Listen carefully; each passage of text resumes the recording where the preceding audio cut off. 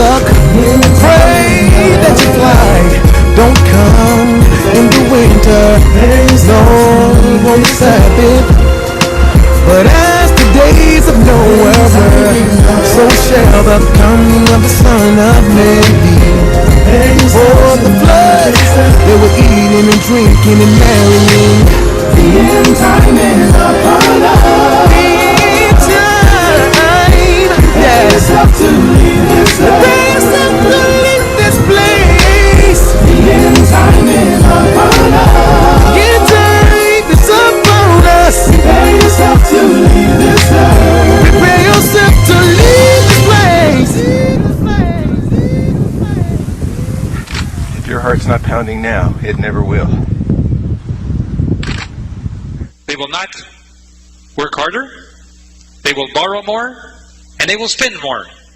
Which means that in approximately 30 years, North America will collapse totally. Or financially collapse totally. 30 years. Jesus will come before then. I thought, it's now been 37 years. You are absolutely right that John McCain has not talked about my Muslim faith, and you're absolutely right that has not come my Christian faith. And well, what I'm saying is he hasn't suggested that I'm a renewed effort tonight that could curtail our Second Amendment rights to keep and bear arms if President Obama has his way. He wants the Senate to ratify a little-known treaty that would create a national registry for guns. Under that treaty, other nations would be able to identify gun owners in the United States. Bill Tucker has our report. President Obama went to Mexico and brought back a 12-year-old treaty. I'm urging the Senate in the United States to ratify an inter-American treaty known as SIFTA to curb small arms trafficking that is a source of so many of the weapons used in this drug war. The treaty signed by President Clinton in 1997 was never ratified by the Senate. It calls for the institution of a regime of gun control never before seen in the United States, creating a gun registration system that would be open to international sharing. Offenders would be prosecuted under treaty law, and they would be eligible. Not having enough money to finance the war, not having enough money to finance their debt, which is now no longer 50%, it's now 98% of the entire budget that the North American government collects in taxes. 98% goes to pay the interest, and it's still not enough. Where we are no longer a Christian nation, at least not just. We are also a Jewish nation, a Muslim nation, and a Buddhist nation, and a Hindu nation, and a nation of non-believers. People out and to guard the gold. The reality is Fort Knox is well guarded to keep people from finding out the secret that there is no gold there. Everything is just the opposite. Public schools are there to educate children and to make them smarter. That's the appearance. The reality is just the opposite. I mean, they're getting dumber. The airports. Taxes will not pay for that. The North American government has nowhere to get money. And they can't afford to carry a war. And they cannot afford to do all the Homeland Security changes. So there's only one way to get money, and North American government has chosen that way. Beginning February of 2006, they will print all the money they need to pay the bills. Without raising it, they'll just print it. This means suicide for the American economy. Quote, a primary purpose of the educational system is to train children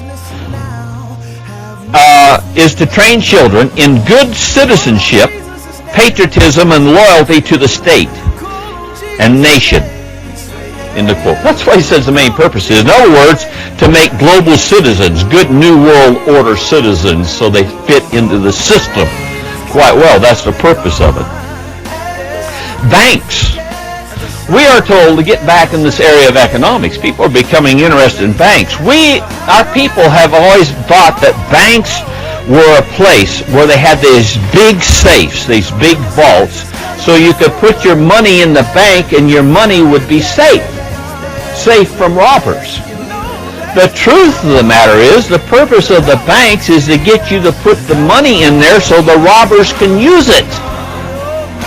Frankly, I was thinking today. It reflects a deep distrust that the government of the United States has had toward the people, that somehow we need to be regulated because of other people's inability to have a peaceful and orderly society?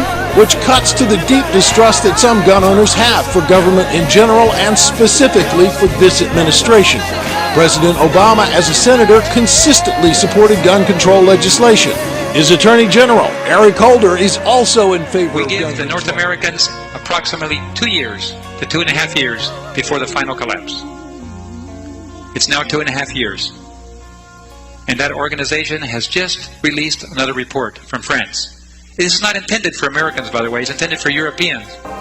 It's intended for Europeans to read it and get ready for the final collapse, because it will affect, when North America goes down, it will affect the entire world.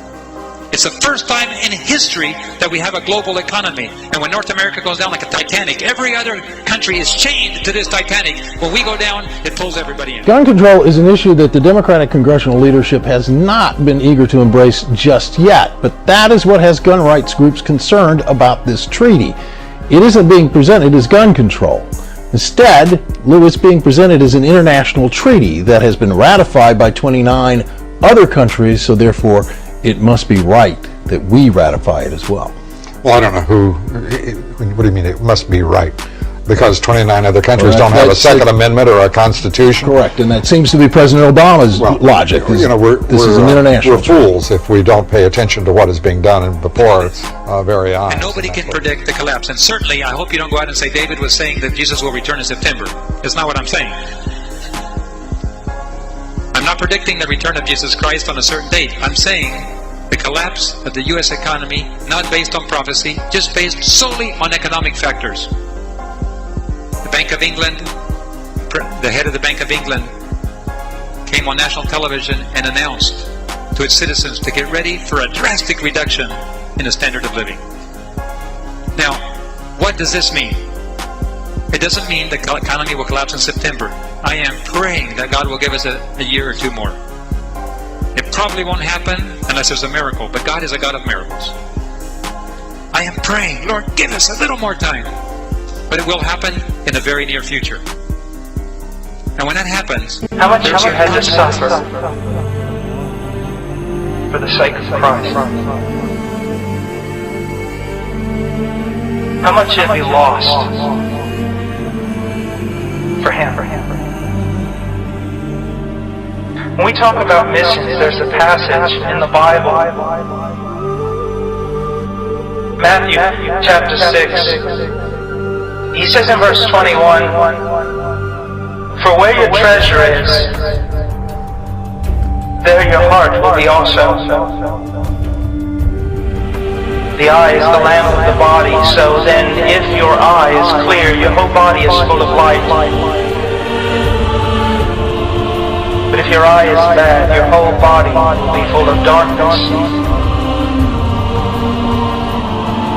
If then the light that is in you is darkness, how great is the darkness? What is he saying? Well, the eye is ambition, the direction of your life. Your eye is a perfect revelation of your heart. Just like your words are a perfect revelation of your heart, so your eye is a perfect revelation of your heart. Not that someone can look through your eyes into your heart, but wherever your eye is looking tells us what you desire. I'll always ask young people, you know, what do you talk about most? There's your God. What do you think about most? There is your God.